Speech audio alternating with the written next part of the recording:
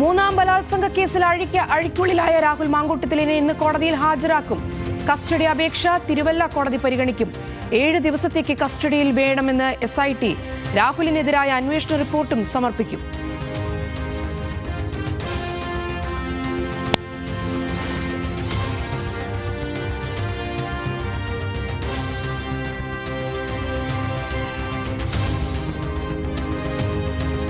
ശബരിമല സ്വർണ്ണക്കൊള്ളക്കേസിൽ തന്ത്രി കണ്ഠരര് രാജീവരുടെ ജാമ്യാപേക്ഷ കൊല്ലം വിജിലൻസ് കോടതി ഇന്ന് പരിഗണിക്കും. സ്വർണ്ണ കവർച്ചയിൽ പങ്കില്ലെന്നും കുടുക്കിയതെന്നും വാദം. ആചാര ലംഘനം നടത്തി കൊള്ളയ്ക്കൊത്താശ ചെയ്തെന്ന് SIT.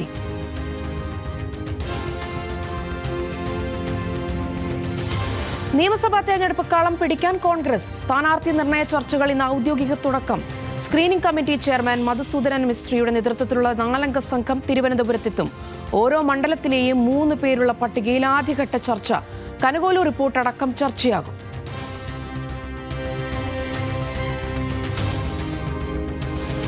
ഇരട്ട നികുതി വിഷയത്തിൽ സിനിമാ സംഘടനകളുടെ നിർണായക യോഗം ഇന്ന്.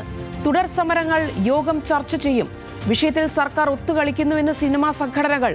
ഈ മാസം 9-ന് മുൻപ് ചർച്ച നടത്താമെന്ന ഉറപ്പ് പാഴ്വാക്കായെന്നും ഫിലിം ചേംബർ.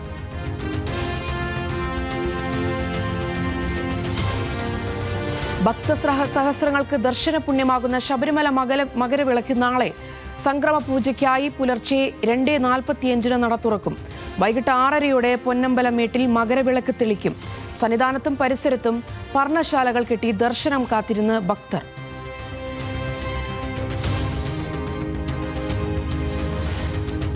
ഇറാനുമായുള്ള വ്യാപാരം നടത്തുന്ന രാജ്യങ്ങൾക്ക് 25% അധിക തീരുവ ചുമത്തണമെന്ന് ഡൊണാൾഡ് ട്രംപിന്റെ മുന്നറിയിപ്പ്. ഉടനടി പ്രാബല്യത്തിലാകുമെന്നും പ്രഖ്യാപനം. ഇന്ത്യ അടക്കമുള്ള രാജ്യങ്ങൾക്ക് തിരിച്ചടി.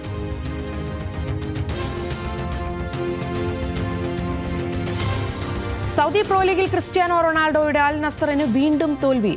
അൽ ഹിലാലിന്റെ ജയം 1-നെതിരെ 3 ഗോളിന്. റൊണാൾഡോയ്ക്ക് ഗോൾ.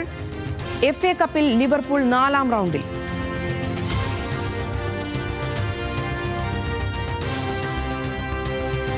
റയൽ മാഡ്രിഡിൽ നിന്ന് പടിയിറങ്ങി പരിശീലകൻ സാബി അലോൺസോ. തീരുമാനം സൂപ്പർ കപ്പിൽ ബാഴ്സയോട് തോറ്റതിന് പിന്നാലെ. മുൻ താരം ആൽവരോ ആർബിലോവയ്ക്ക് താൽക്കാലിക ചുമതല. സാബി ചുമതല ഒഴിഞ്ഞത് താരങ്ങളുമായുള്ള ബന്ധം വഷളായതോ.